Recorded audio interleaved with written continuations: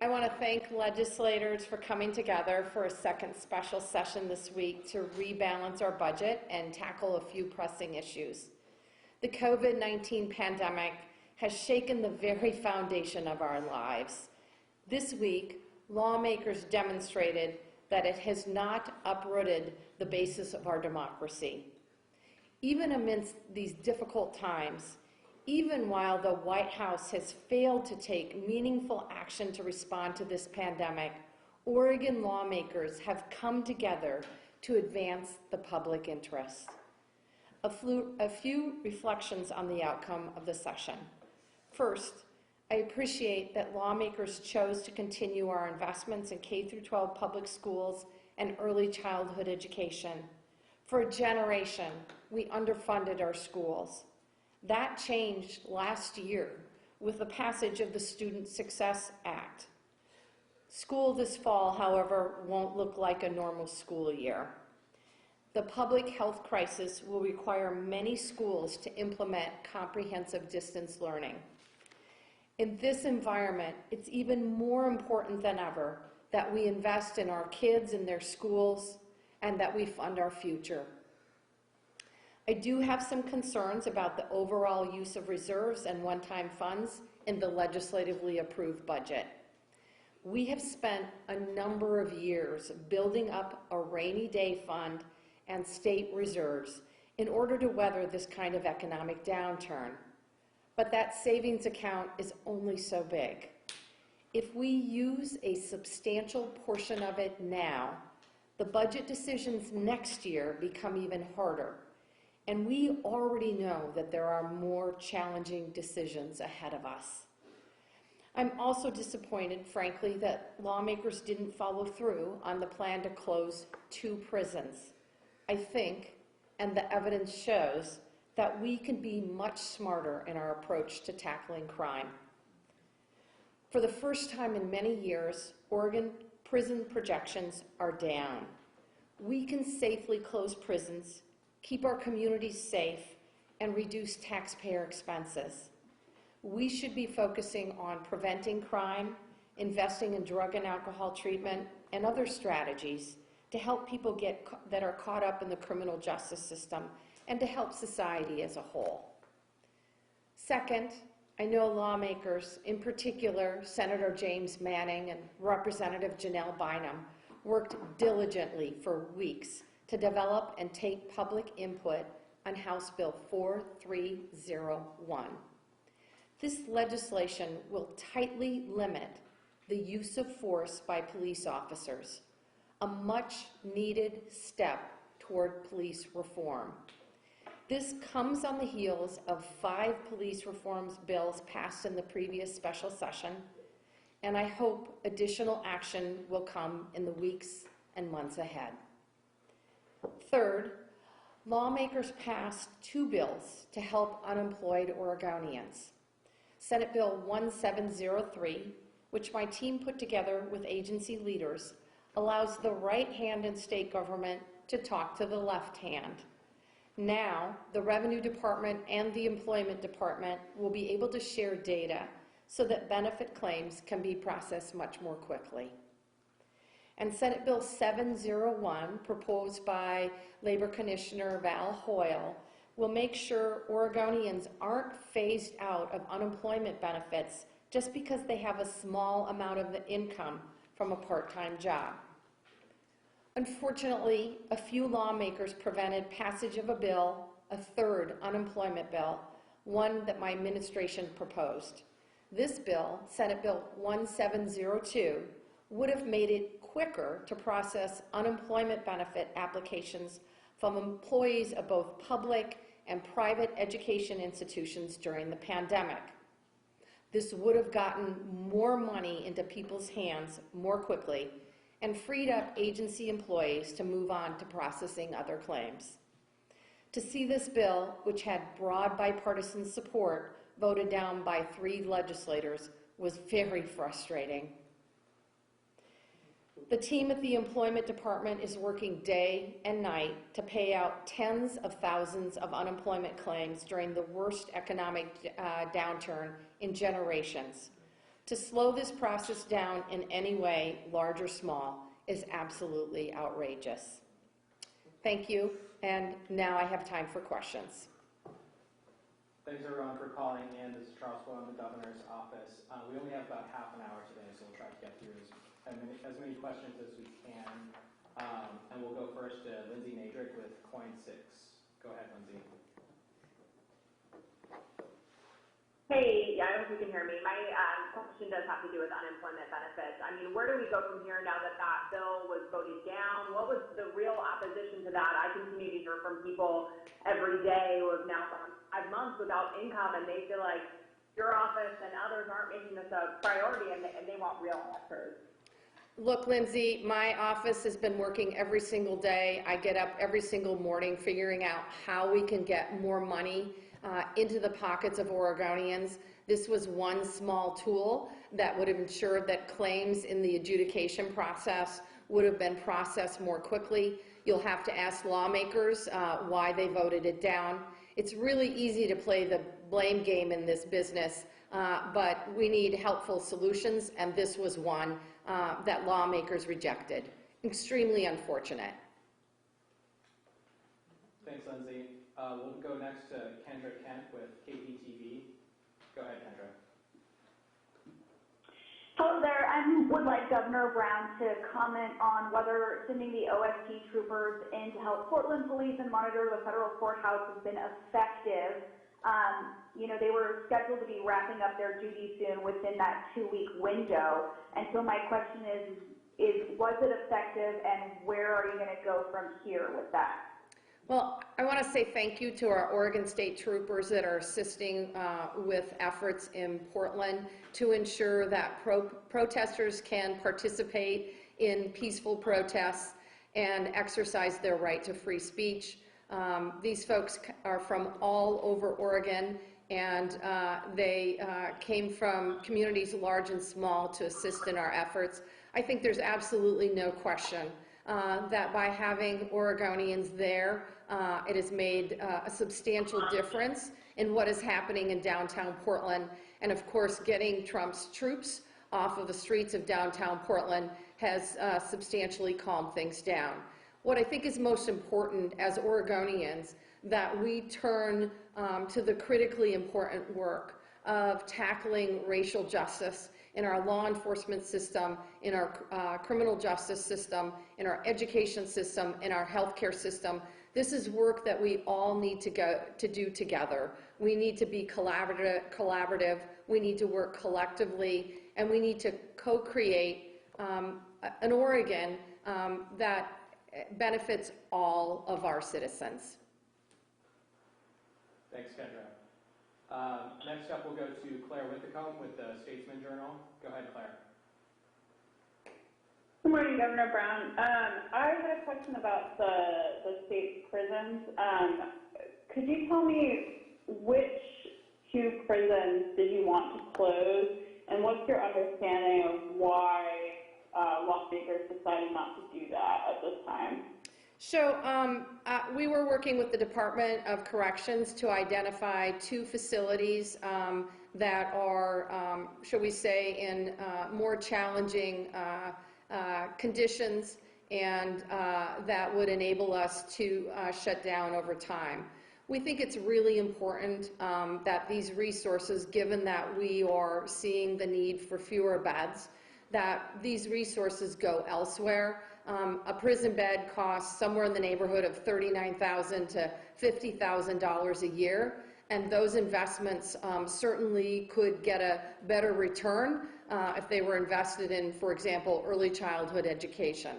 In terms of why, that's a really good question for legislators, but I will continue to work with the department and look at the options available to us over the next couple of weeks. Thanks, Claire. Next up, we have Les Seitz with the Malheur Enterprise. Go ahead, Les. Good morning, Governor.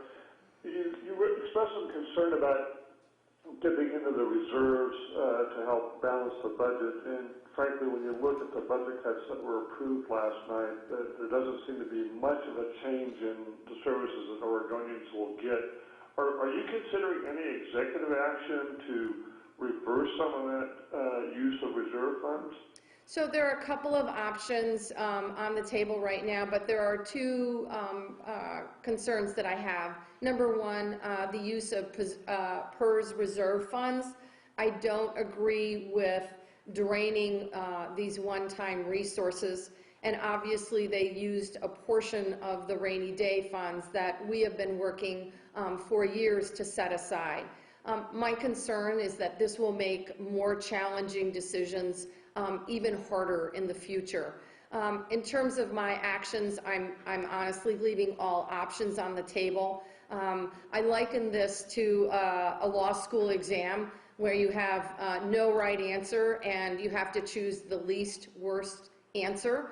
I am hoping that our Congress, our federal government will take action to provide an additional tranche of funding to the states and local jurisdictions. I am talking with our congressional delegation about that. I certainly was on a call to the White House on Monday this week. I think governors from red states, blue states, are all encouraging Republicans and Democrats to come together in Washington, D.C. and make sure that there are resources available for the states and local jurisdictions. Obviously, if that doesn't happen in the next couple of weeks, I will need to take appropriate action. Well, if I may follow up, Governor, is one of your options on the table to strike out the dipping into the PERS reserve fund by executive action? Les, I honestly have all of my options are on the table. It is very dependent upon what type of action, if any, that Congress takes. I think it's critically important that they act now. Otherwise, states like Oregon and other states across the country are going to have to take even greater budget action in the next several weeks. Thanks, Les. Next up, we've got Dirk Vanderhart from OPD. Go ahead, Dirk. Yeah, thanks, Governor. I want to follow up on the prisons thing. Two questions, actually, very quickly. But the prisons thing, it seems like a foregone conclusion amongst lawmakers that the prisons are yours to close if you want to make that decision, and many of them expect you to do so. So it seems like they're clearly getting that message. Have you made that call already? And secondly, I just wondered, it sounded like on the education unemployment bill that failed, there was will or at least some thought of making a deal even after it failed, but that the release that you put out solely blaming Republicans teamed up some really bad feeling in that chamber and sort of put the kibosh on that. Do you regret how you approached that situation? Absolutely not. Like I said, it's really easy to play the blame game. When I talked to lawmakers and asked them if they had another solution, they absolutely did not. In terms of prisons, I said, I'm really clear. We're exploring all options available to me in terms of my executive authority, and I expect to be taking action over the next several weeks. Thanks, Dirk. Next up, we've got Blake Allen from KTVZ. Go ahead, Blake. Good afternoon, Governor. Is there any word yet on an office mask mandate at this time? My Deputy Chief of Staff, Gina Zedlick, is working on that. I anticipate that you'll see something in the next week or so. All right. Do you provide any details, any preliminary details on that? What it might look like, any exemption?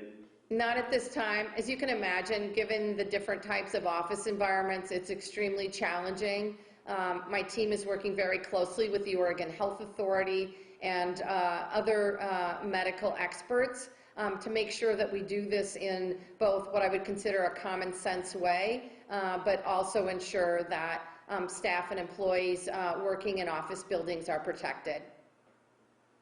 Thanks, Blake. All right. Thank you, Governor. Thank you. Next up, we've got Peter Wong from the Portland Tribune. Go ahead, Peter. Can you hear me? Yes, Peter, we can hear you. Hey, what is the status of potential liability shield that I know you've had a group work on, and would it involve having the legislature return to do anything about it, or do you plan to do that by executive action? In answer to your last question, Peter, I would expect that it would require legislative action. I know that lawmakers are working to address these issues, both in terms of the liability issues and ensuring that folks who are injured on the job or not injured on the job, that get COVID on the job, have access to appropriate compensation. So I know there's a work group happening and look forward to seeing the result of that work group over the next couple of weeks. Thank you. Thanks, Peter. Next up, we've got Hillary Baroud with Oregonian. Go ahead, Hillary. Hi, Governor. Thanks for taking our question. So does that mean, just quickly to follow up, that you expect to call a third special session? And if so, I'm curious what your priority would be. Thanks, Hillary. Appreciate the question. I think that does sort of would require a third special session. I think it's dependent upon a couple of things. Number one, whether or not Congress is able to get their act together and come up with a funding package for states and local jurisdictions and get that passed through both houses. Obviously, if they do not, that's going to require either the legislature or myself taking other drastic budget measures. Secondly, I know that the People of Color Caucus is continuing to work on law enforcement reforms. I am continuing to support them in this effort and look forward to seeing additional legislation. If they can get to an agreement, I would certainly propose sooner rather than later. We have other issues out there, and of course, we just talked about workers' comp and liability protections for school districts and businesses. So I think those would be the priorities. We haven't had any detailed conversations. Obviously, lawmakers worked long and hard on Monday, and they need a day of rest to recover before we start the next conversation. Thanks. And quick follow-up on the policing bill. Some law enforcement leaders have described the chokehold and other use of force bill as codifying what they were already doing. Now, that wasn't every agency in the state, but do you see it as more than just codifying existing local policies? That's a really good question. I would say that, yes, it certainly codifies the current practice in some jurisdictions around the state. This gives us a statewide policy and a clear, consistent message about the use of this particular measures in the law enforcement community. So I think it's critically important that we tighten restrictions around the use of chokeholds. Thanks, Hillary. Thanks. Next up, we've got Gary Warner from EO Media. Go ahead, Gary. Yes, good morning, Governor. The Big Ten Conference this morning voted to cancel football for the fall. The Pac-12 is meeting today and is expected to do the same. Have you had any discussions with folks ahead of this? And what's your reaction to this action? I've certainly had conversations, and my team has as well. My reaction is I'm really sad. This is really, really hard. I think many of us as Oregonians love going to Autzen Stadium or Reser Stadium to watch the Beavers or the Ducks play. I certainly am always playing the betting game with Governor Inslee about his Huskies that always get beaten by our Ducks and our Beavers. So I certainly was looking forward to having that happen again this fall.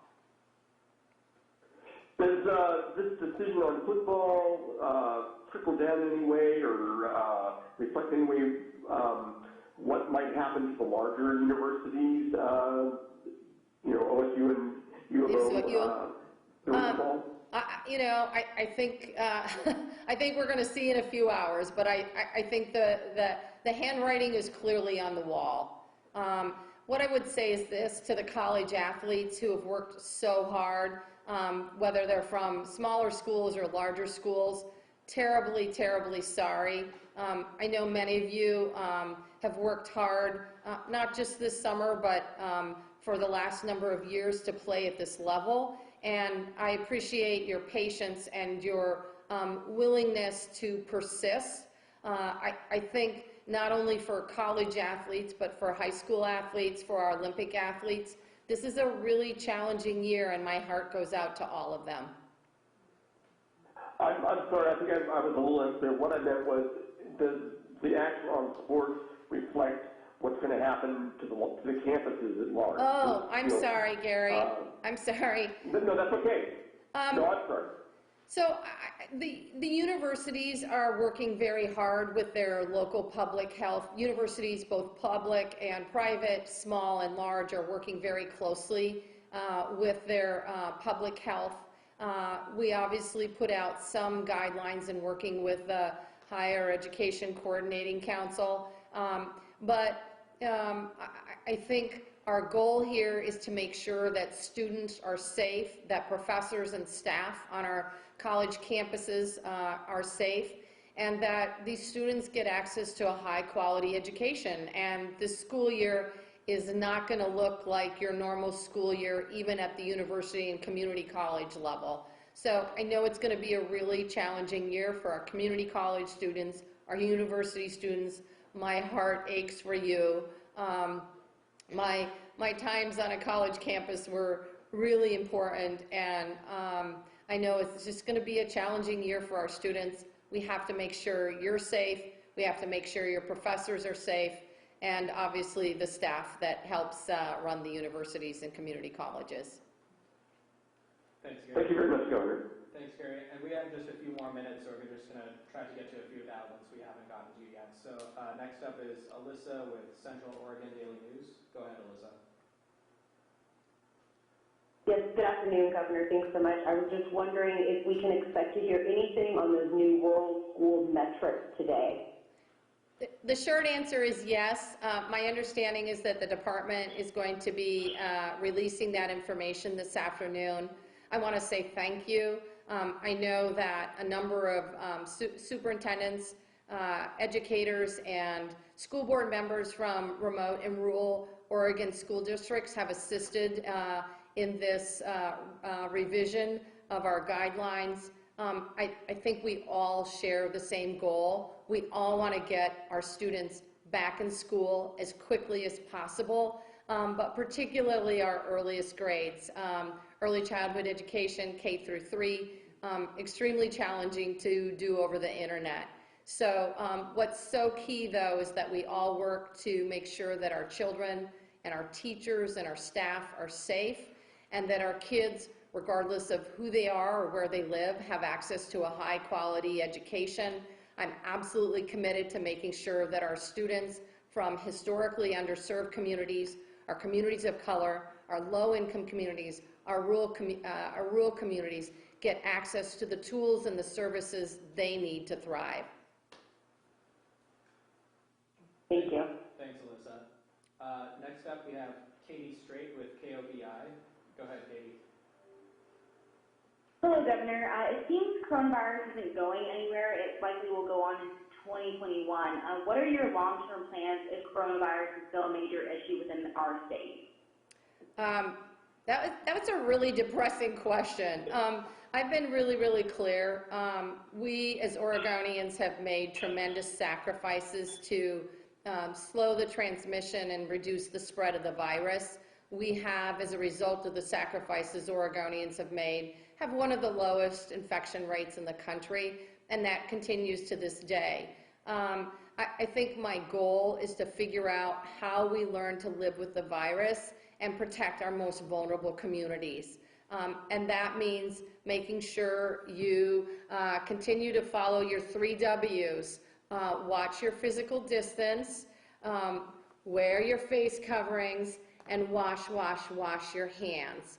In addition, we need to obviously expand our efforts around messaging and education.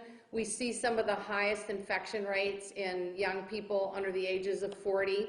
We believe that's a result of social gatherings. That's why I've imposed some very restrictive actions in terms of informal social gatherings in houses, 10 and under. and restricted venue gatherings to 100 and under. We need to keep these efforts up to keep the virus rates down and to protect our elderly citizens, our folks living in nursing homes, and our communities of color who have borne the brunt of this disease. Thanks, Katie. Thank you. Last question, we've got Kevin Winter with the Lake County Examiner. Go ahead, Kevin. Governor, can you hear me? Yes, perfectly. Excellent, thank you. My question is like looking forward to the next biennium when you release your budget next year. What are some of your goals for next year related to like education and other priority areas? So I am convening my Racial Justice Council sometime in the next couple of weeks. And the role and the goal of the council is to assist me for two things. Number one, in development of my budget. Obviously, it's going to be a challenging budget cycle. We know that our revenues are down by over $4 billion. That's a significant, some would say catastrophic impact to our state budget. I think it's really important that as we look ahead, that we center the voices of African American, Brown, and Indigenous Oregonians at the forefront of our work, and that's what the council will help me do. I hope they will assist me in making key decisions as I develop my budget and submit it to the printer at the end of November.